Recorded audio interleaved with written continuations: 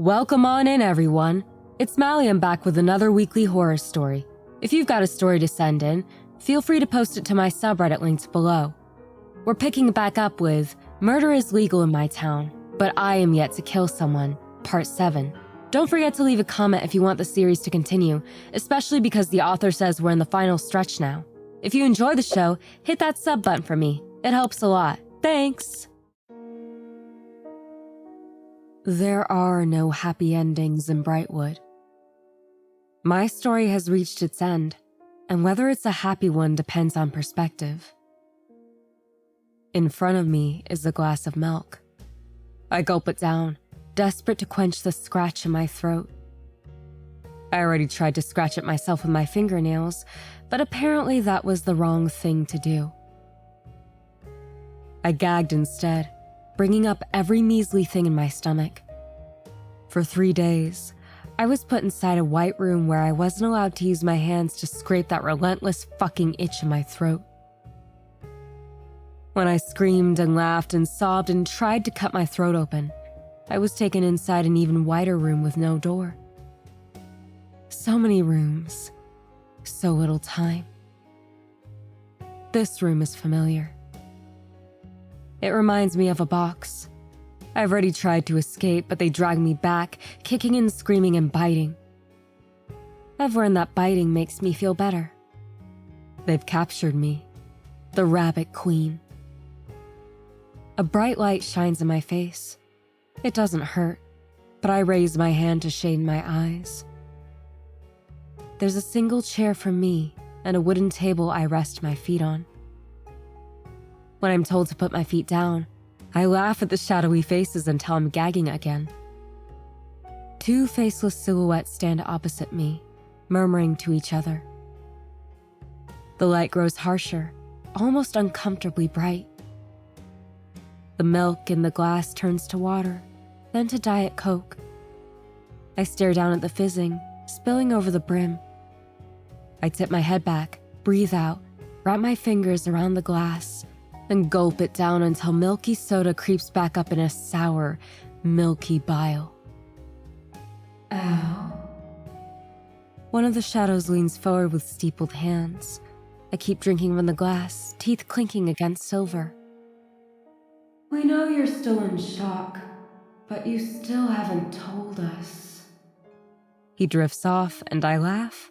An explosion of agony rocks the back of my skull. Wet warmth runs down my neck, staining my shirt. I laugh again, my hands balling into fists in my lap. I grin through ice-cold soda splashing down my chin because only one thought invades my mind.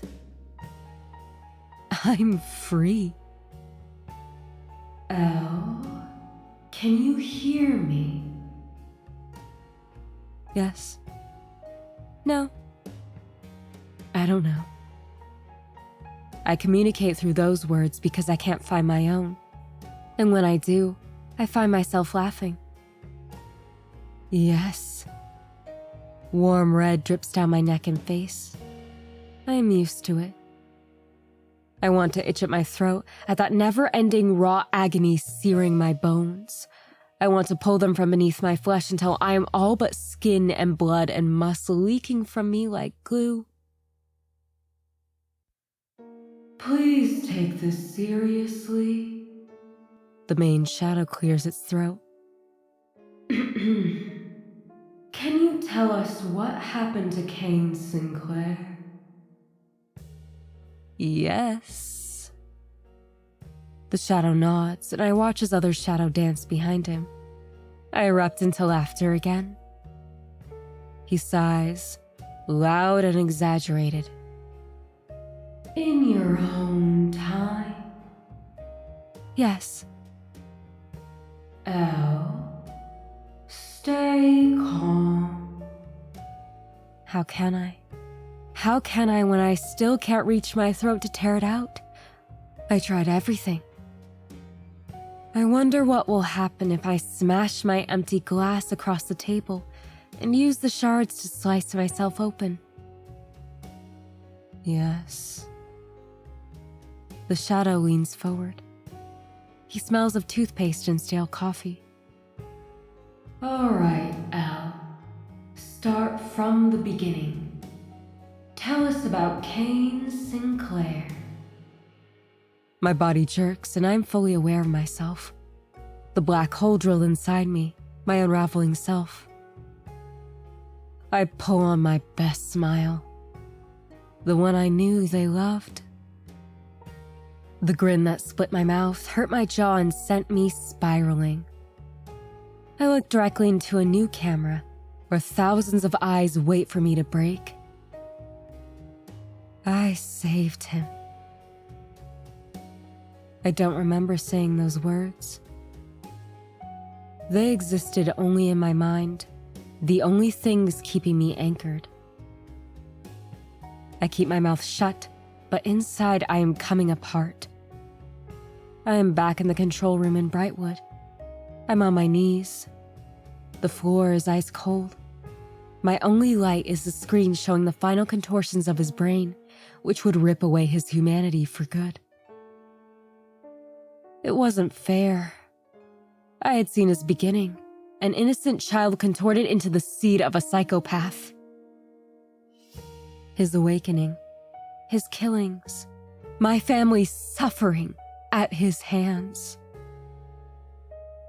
But I also saw the parts of him that didn't want to be that person anymore. The parts hiding from the twisted version of himself. Brightwood had failed to make me a killer through brainwashing. So, this was their trump card. He was their trump card. The red-haired woman was as brutally cruel as she'd been when he was a child, snapping the rabbit's neck in front of his wide eyes. But where a 7-year-old Kane had been shaped through years of subtle influence, she could now achieve the same result in minutes. 2 narrow metal rods into his skull. Just like the Red Room, but instead of contorting thoughts into happiness, this was a reset. Back into the person who turned me into Elle. Who kidnapped my sister and sliced into her brain until she was a broken shell.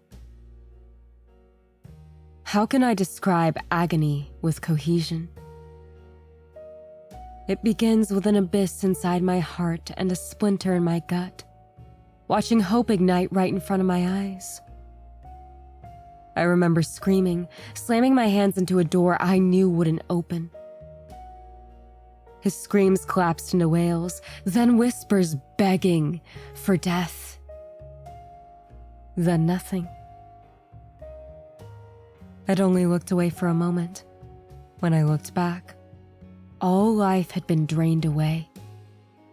A wooden chair, and slumped in it, head bowed, body like a puppet severed from its strings, was Jonas Isaacs. What remained of the last lingering pieces of Kane Sinclair's humanity? Consider this your very own Red Room treatment. The announcer's voice rattled my skull. How could I not look? How could I not look at my hopes of walking out of Brightwood with Kane and Annalise at my side? The first real peek into your own despair, he said, will finally give us our Elle. His words sent me to my feet. I grabbed the handle. It jerked suddenly, opening. The announcer was gone. The guards behind me were gone. When I threw myself into the room, I didn't know what I expected. For one, the red-haired woman was nowhere to be seen. Kane was still in the exact same position he had been on the screen, but there was no sign of his torturer. Hesitantly, I took slow steps toward Kane. His head was bowed, and I could see spatters of red pooling down the side of his forehead where the metal rods had penetrated his skull. I made myself a promise right then and there. If he was finally gone, I would abandon him, wipe Kane cleanly from my mind, find Annalise, and run. Jonas. I spoke his name through a whisper that threatened to choke into a cry. The more I looked at him, the more memories from my old life started to bleed into me. He took me from my life, killed my parents, and somehow I was standing in front of him, wanting him to be okay. That realization was like ice-cold water slamming into me.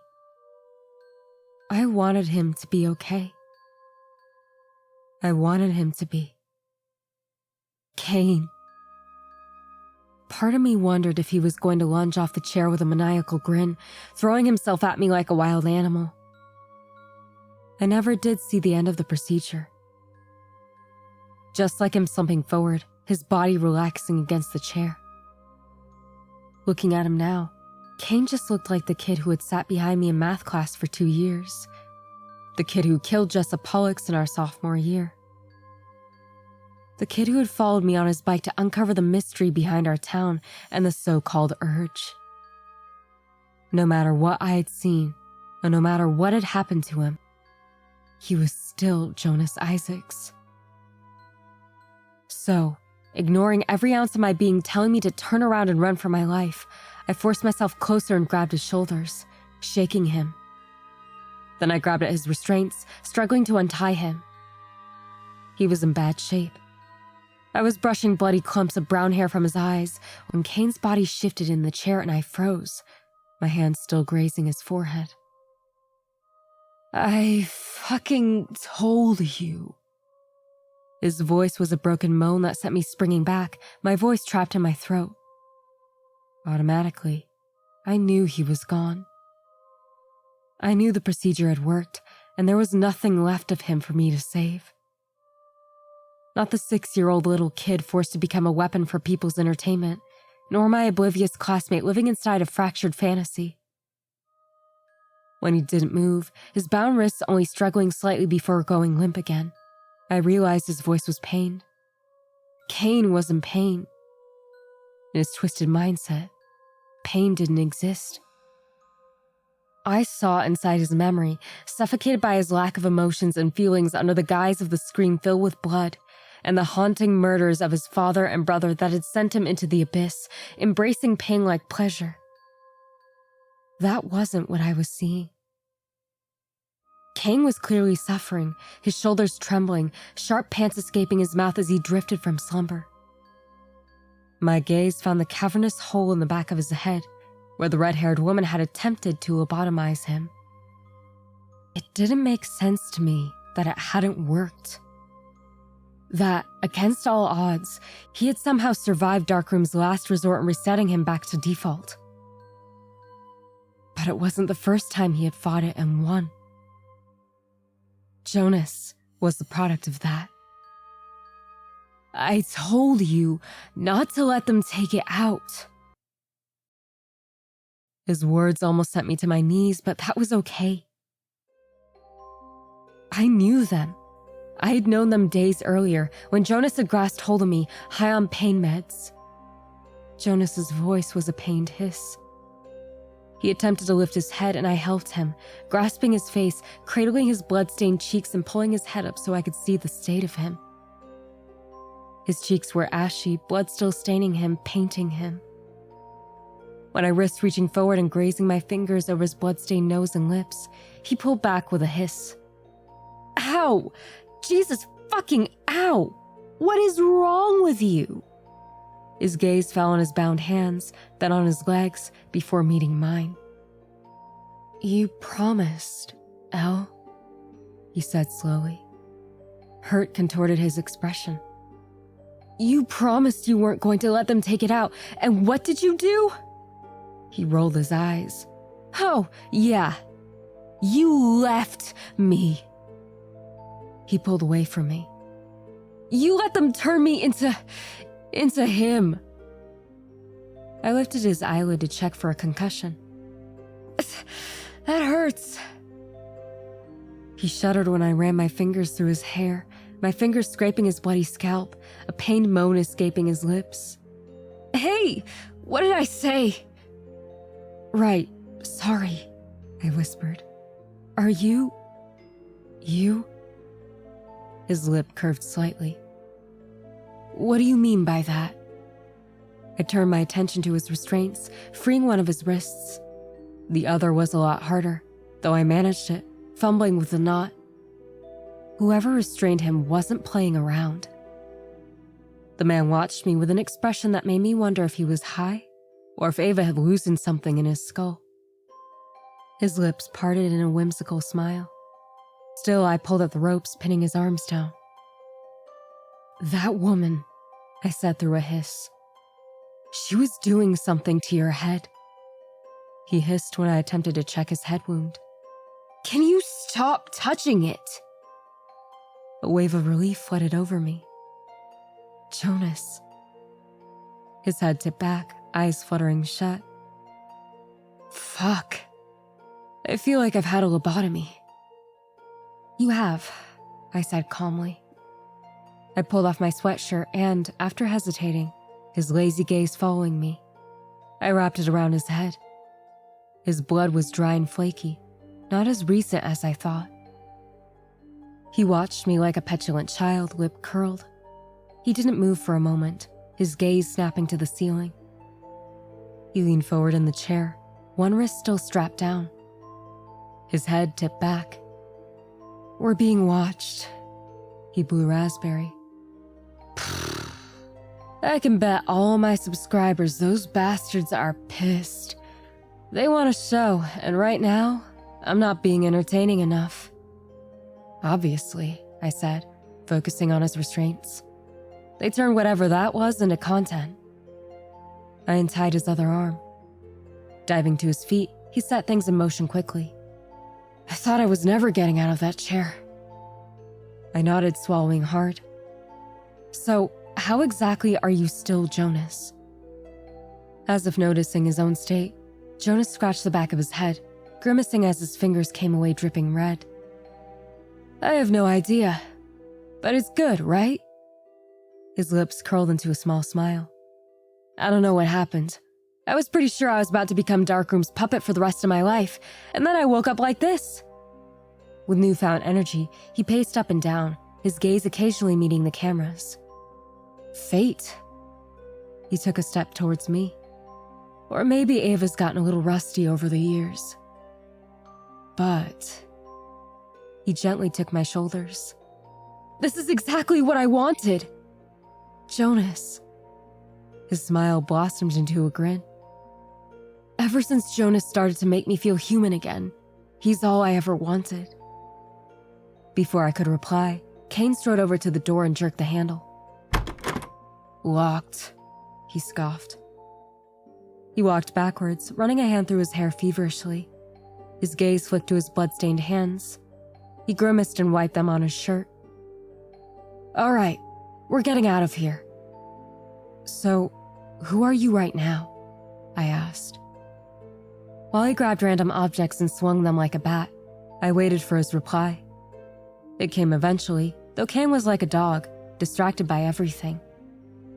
"I'm the one who gagged your screams while my friends killed your parents," he announced, his tone sobering. "I kidnapped you and your sister. I helped turn you into L, draining you of your identity and mutilating your sister's body. Help create Brightwood. I am, and always have been, Kane Sinclair." He came to a standstill in front of a shelf full of old books. He picked up a hardback, flicking through dusty pages with his back to me. "I've been thinking about this, trying to find a way to justify what I did with some shitty excuse like brainwashing, and yet I fucking can't. I keep thinking an apology will actually help or whatever, but I know it won't." He stumbled over his words. "But I can remember who I was. I sat behind you in a homeroom for 2 years. I listened to old music on my outdated radio in my room, went to the skate park every weekend with these guys from school, joined junior varsity, went to the lake every summer, and worked for my dad's friend at the scrapyard." His fingers grazed the bottom shelf, pulling out random classics. "What are you doing?" I demanded. He shrugged. "Looking for a secret passageway," he hummed. "Do you remember in freshman year when Millie Lockhart brought expired tuna fish tacos for everyone in our class? Kane surprised me with a laugh.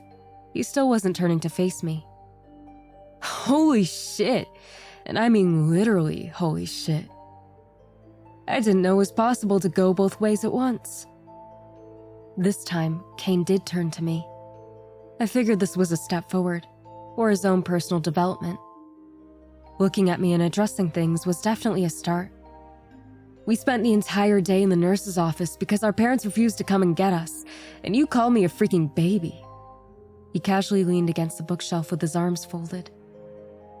I did remember it. Our school's tiny nurse's office.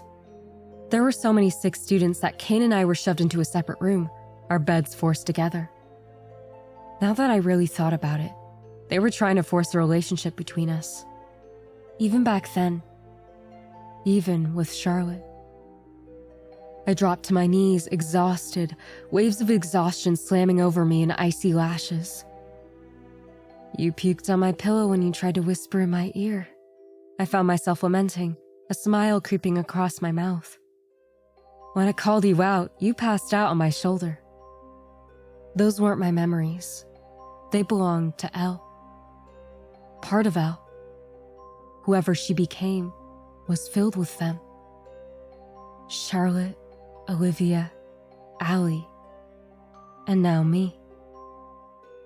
Yet these memories felt as real as my own.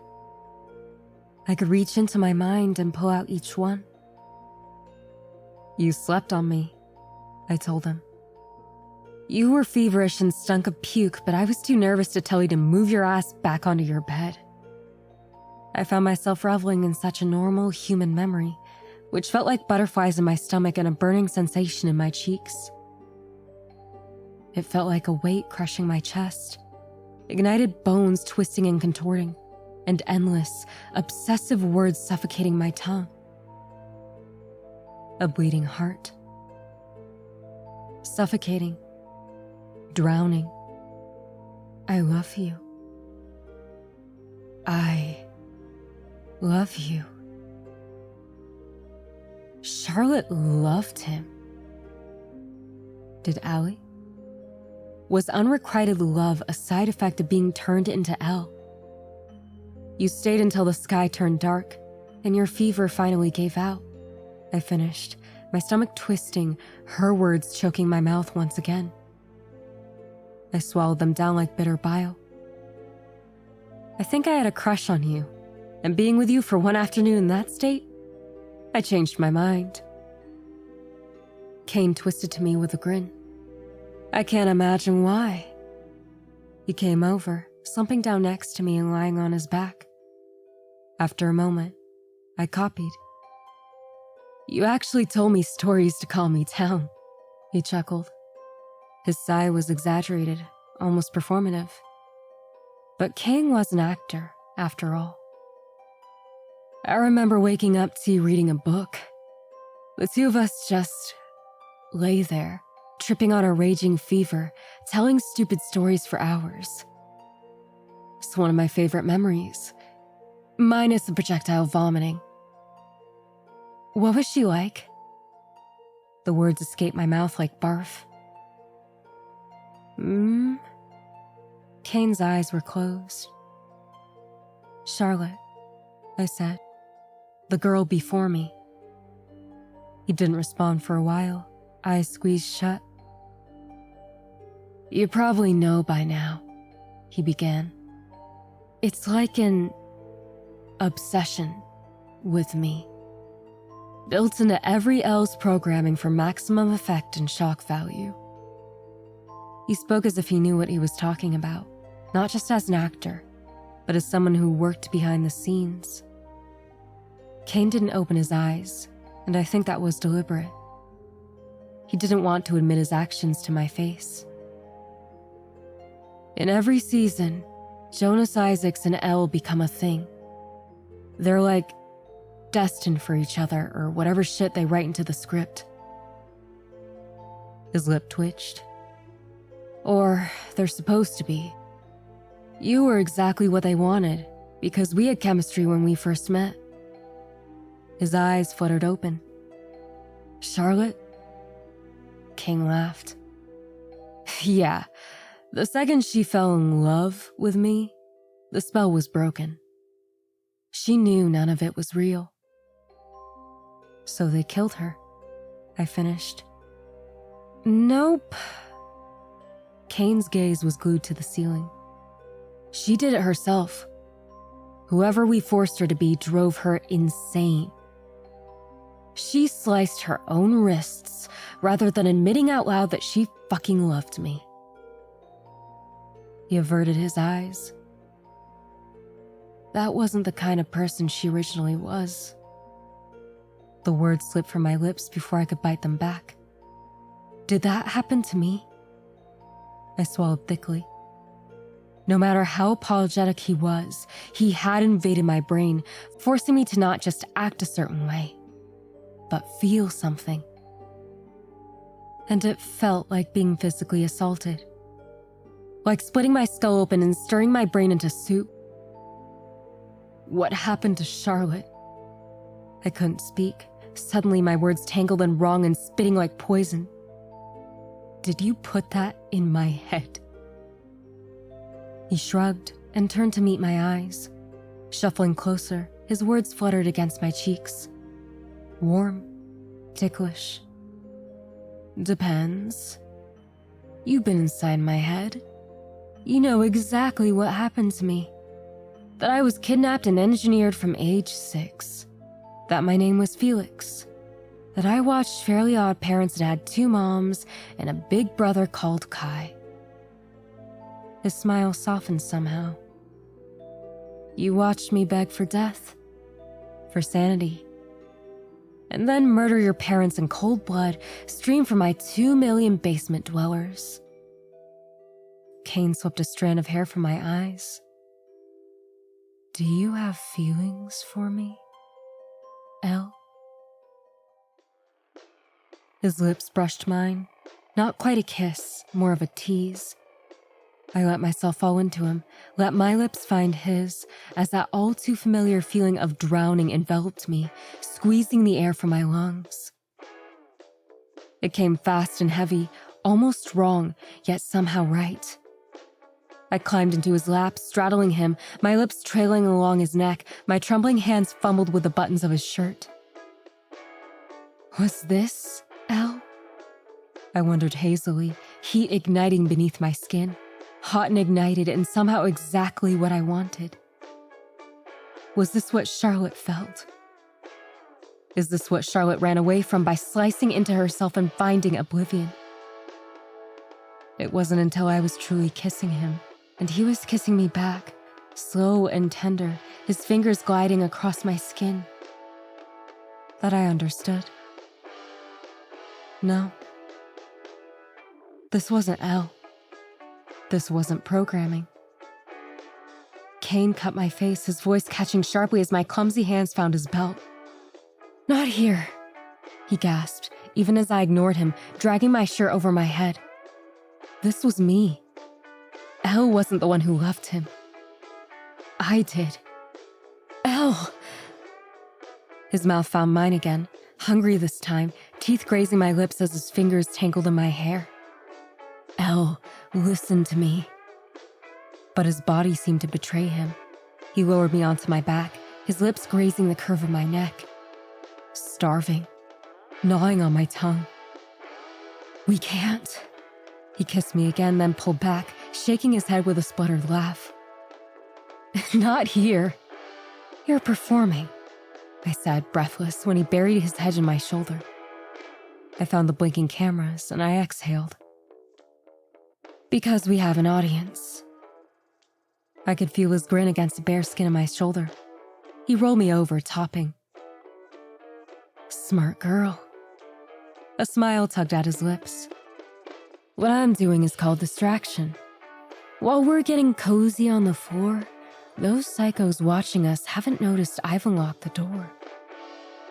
I fought to shove him off of me, my cheeks burning. So, you almost did that. For a distraction. His expression crumpled. Uh-huh. Oh no, that was very real. I prodded him in the eye. Aren't you supposed to be hemorrhaging from an almost lobotomy? He shrugged, pecked me on the lips, and sat up. I've had worse done to me. Kane jumped up, grabbed a lead pipe, and pushed a chair against the wall. Before I could ask what he was doing, Kane hopped onto the chair and, slightly off balance, swung the bat in an arc, destroying the security camera, and successfully cutting off their live feed. There! He yelled over a wailing siren, suddenly slamming into my skull. He dived off the chair. His fingers were primed, ready to use it as a weapon. He shot me a grin. What? Why are you looking at me like that? I exhaled. I don't know how to defend myself. Swing it, like you're playing baseball. I gritted my teeth. So far, his plan sucked. The pipe could work as a bat, but I wasn't a darkroom OG. Kane, who was busy fashioning what looked like a coil of wire into a garrote, twisted to me. Don't think about it, just swing, he said. These people don't want to hurt us. They see us as merchandise. Puppets that they can continue to parade around on their broadcast. Use that to your advantage, okay? He grabbed my hands and positioned my fingers. Hold it like this. They won't attack you. They'll try to get a needle in your neck, so just swing. Like cracking an egg. If they go down, continue until they've stopped moving. Right. I tightened my grip on the pipe. And how exactly do you know this? King laughed, continuing his assault on the room. He kicked the wooden chair over and stamped on the leg, breaking it off. He twisted around to me, raising a brow and the pipe.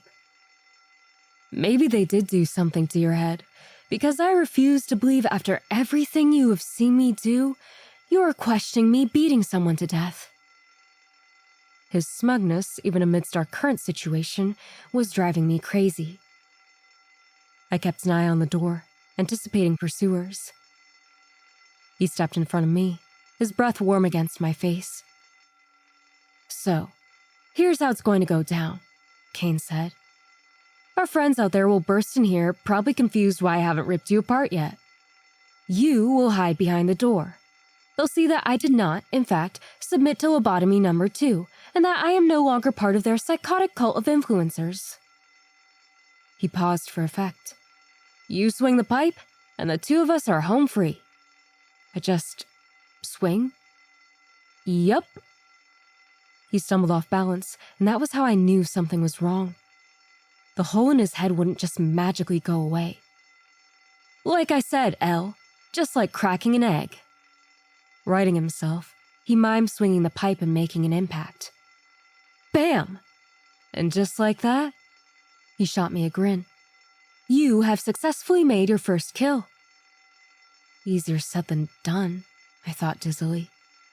But I didn't have time to think about morality. He came to stand in front of me, clarity bleeding into his eyes. You said you barely remember Charlotte's memories from when she was Elle, right? He asked quietly. That's because you're not her. You're... He faltered. The girl I met in the coffee shop? The one whose family I murdered. We're going to find her. His eyes unexpectedly softened, and his voice lowered to a gentle murmur that cut through the blaring alarms ringing in my ears. Kane shrugged, looking lost. Suddenly, so lost, like he was falling, and I wouldn't be able to catch him this time. I've done fucked up things. Things I know will haunt me for the rest of my life, and I can't even start to apologize or even think about it because truthfully, I don't know how. His voice choked, his words suddenly entangled in sobs. I don't know what comes after this, because I've never known a life outside it. Fighting to keep my humanity and fighting for Jonas to take over. But for the first time, I actually feel like me, you know? actually me. I don't know what that woman did to me, but I think she saved me. His grip tightened on my shoulders. No matter what they do to me, Jonas keeps coming back, and all the fucked up shit Kane did, it's going to disappear. Right? He laughed. His hands kept creeping to the back of his head. Can you imagine it? He cut my cheeks. Forgetting everything. Ben Matthews, your family, hurting Annalise. Imagine forgetting all of it and becoming me. Jonas, he cut me off abruptly. I'm not Jonas. His voice slurred. Stop calling me that. Jonas will erase who I am. You can't ignore what I did and think calling me Jonas will fix it. Stop. I didn't mean to say it, but speaking it out loud felt right. His expression crumpled. Will it make a difference? His voice was small. Will apologizing make you forgive me? Something squirmed down my spine. I don't understand what you're saying. Exactly, he murmured. You don't want to accept my apology, and that's okay. Just let me say it. I need to say it so it's real, you know? Let me apologize to you. For real. I knew that talk was coming, but for now, I would focus on escaping and getting him to a doctor. Then we would talk. I didn't know what we would talk about. Maybe we wouldn't. Maybe we would go our separate ways after escaping, but somehow it would still be enough closure. I could be at peace with who he was and what he had done, if he admitted that part of him was gone. Kane surprised me by holding out his trembling hand for me to shake. Hopefully, we can be friends? I stared down at his hand, and then at his hemorrhaging nose. You need to sit down. His movements were eerily similar to the way Annalise had acted. He danced towards the door, holding his fingers to his lips to shush me. They're still watching us. How? I hissed. Didn't you get rid of all the security cameras? The moment the words left his lips, the alarms came to an abrupt stop. And Kane's eyes lit up. They stopped. He tried the handle, and to nobody's surprise, the door slid open with barely any effort. They were playing with us, I thought. Still grasping the pipe, I joined him, all the air caught at my throat. It couldn't be this easy, right? I muttered. They wouldn't just let us go free knowing you're still you. Kane twisted toward me. You're underestimating Darkroom's obsession with getting good content. If broadcasting my descent into madness didn't work, they'll use our escape. He made a face. Again, which must mean their audience likes our dynamic. He grabbed my hand and squeezed it. It was wet and slick with his blood, and yet somehow I found his fingers entangled with mine were comforting. So, why don't we give them what they want? Which is what? Kane slipped through the gap in the door, dragging me with him. Just as I thought, the hallway was empty. Doors stood parallel to each other. Kane took the lead, gesturing to the security cameras blinking down at us. A show, of course. Every show has its season finale, and this is Brightwoods. Darkroom has enough brainwashed kids fashioned into influencers. I'm sure they'll find another Kane and Elle. He raised his voice, laughing. Right, guys? Surely you'll let us run away. If this was his idea of antagonizing the man over the intercom, he was doing a great fucking job. He quickened his pace, dragging me down winding white. I recognized the blinding blur of clinical white from his memories.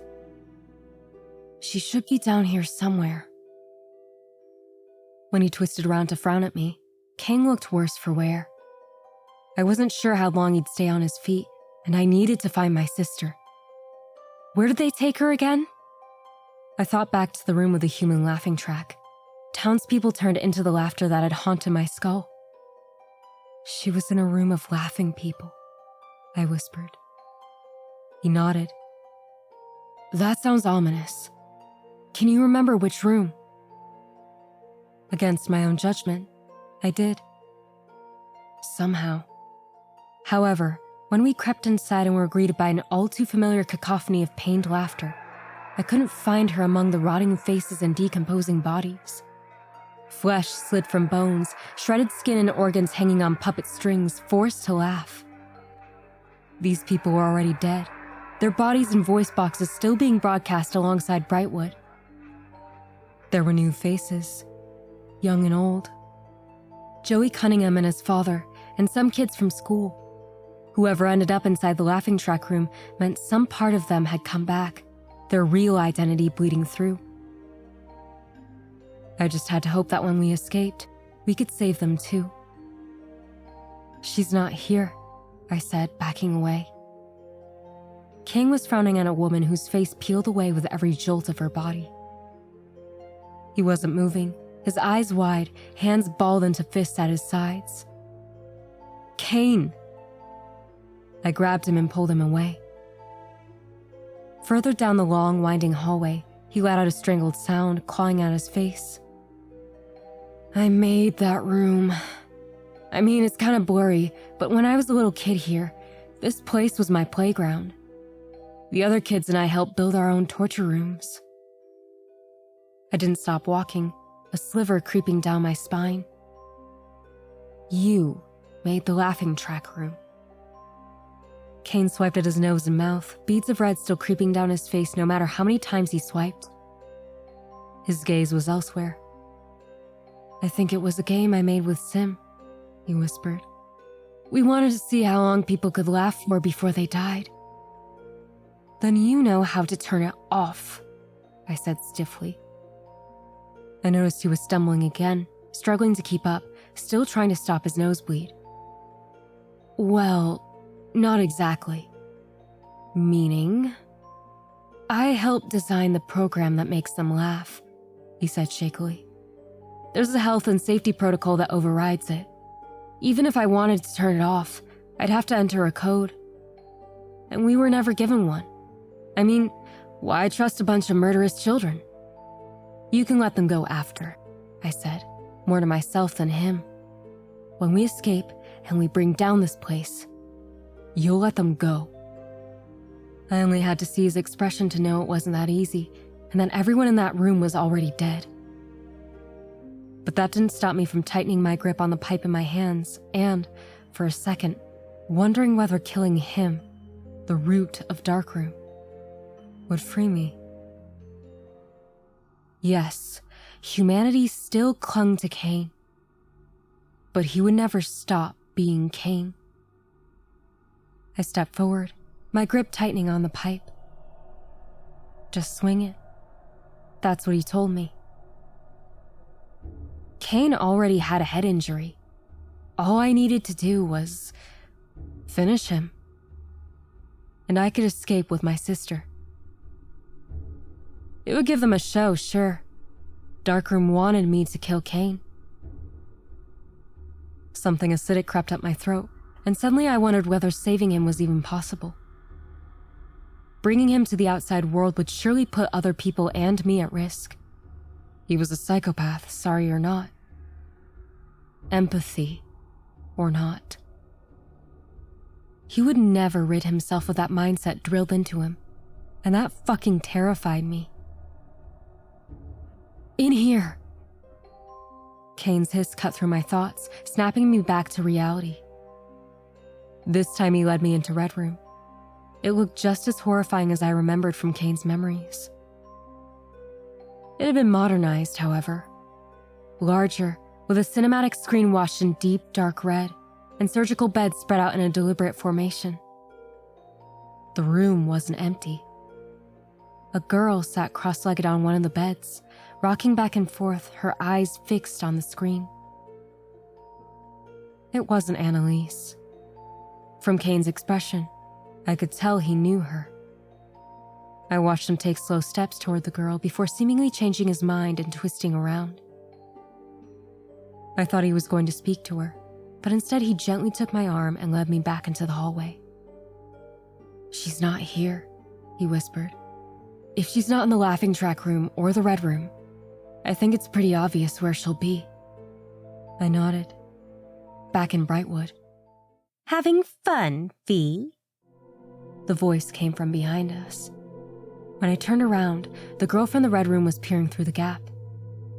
She was a darkroom OG.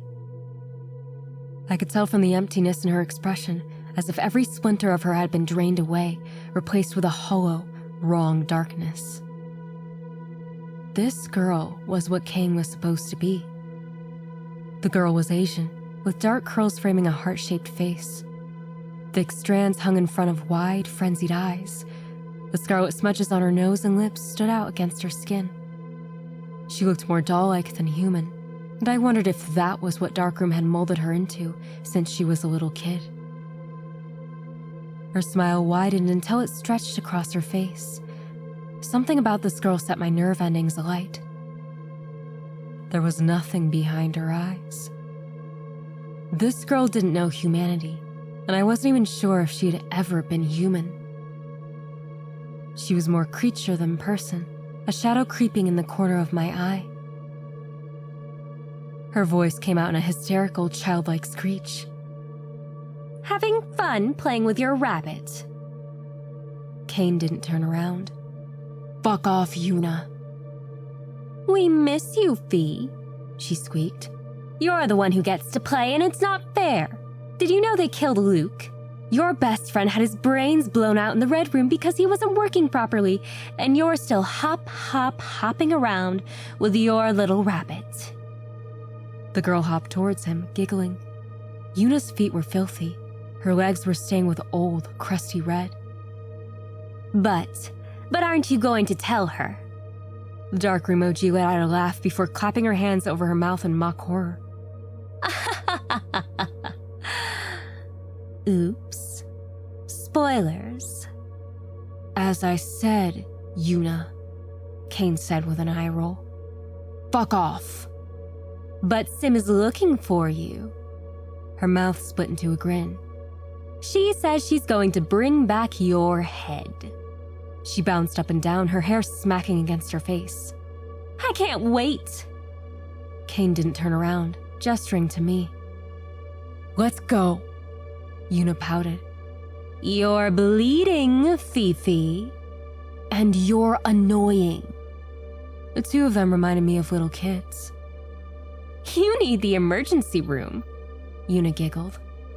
I glimpsed her fingers digging into the edge of the door hard enough to draw blood.